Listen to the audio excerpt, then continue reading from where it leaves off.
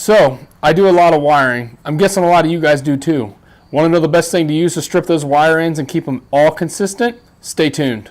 On Shop Tools I Can't Live Without.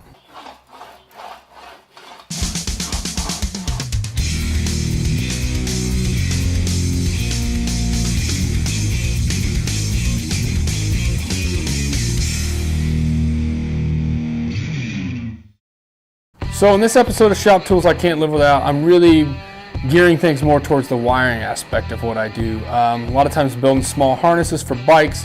Obviously a lot of you know I build my own wiring harnesses for my ignition relocation kits. That being said, I'm to the point where I've used a set of strippers like this for a long time. I also have a set, like you get at your regular auto parts store, and they work okay. Obviously the red handled ones in my case work better than the yellow ones. The yellow ones you can end up cutting the wire by accident, things like that. But that being said, these strippers are fairly, you'll get the job done, but it's not really efficient. And you also can't get a consistent strip on each wire.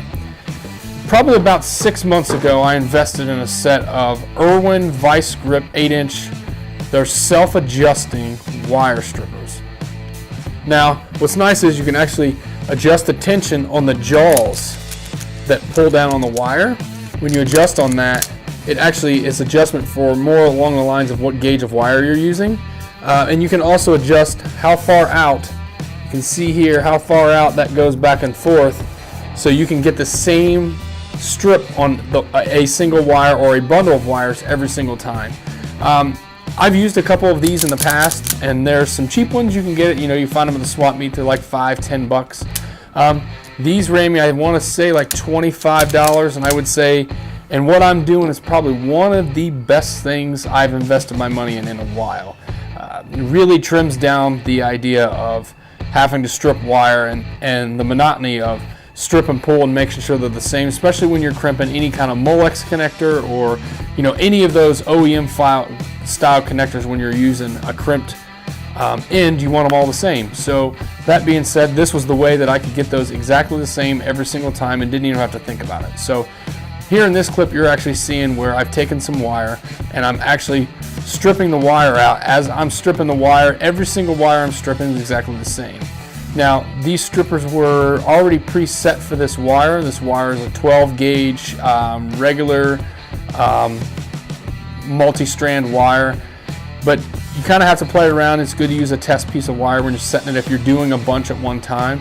But as you can see from that video, it was very, very easy for me to strip those wires and get them set where I wanted it. A lot of times I'll sit and make 20, 30, 40 harnesses at a time, and when I do, this just it's completely effortless to actually just strip the wires each time. Stick them on the wire, bam, pull it out, stick it on the next wire, bam, pull it out, stick it on the next wire, bam. You don't even have to think about it. So that is my tool this week for Shop Tools I Can't Live Without. I actually just used it to finish the rear wiring harness on the Sportster. It's, like I said, when you're doing something and you're using a lot of the same wire and this thing's set, you're ready to go. So that is the tool this week for Shop Tools I Can't Live Without. Go down there and hit that like button. Make sure you subscribe to the channel. We're only a few weeks away from releasing some details on this web series build. I actually have it sitting over here beside me, and that's going to be pretty cool. Like I've said in the past, and I keep repeating myself, but it's going to be about a 12 episode-ish build. I actually am working with another builder here in Columbus to help me with the fender. Like I told you guys on my shadow video, that's the first metal fender I'd ever built. It took me a long time to build it. So I'm going to kind of learn from an expert for the most part. So he's going to show me the kind of the tips and tricks that I need to know and the tools of the trade. So stay tuned for that. If you guys have any questions, make sure you put them down there in that comment section. I've used these strippers for long enough that I probably can answer most questions you have. And again, I got them from Amazon. You can get them all over the place. I know you can get them at a local hardware store, Lowe's. I believe Home Depot sells them. But like I said, I order most of my stuff from Amazon or somewhere on the net. So on that note, if there's other tools you guys would like to see, I have plenty of stuff I have racked up that I'm going to use. During the web series build, I'm going to try to feature tools that are actually used during those episodes that week for the web episode build. So I pretty much have those tools already lined up and they're ready to go. But if there's something in particular you guys would like to see, let me know. Have a good one.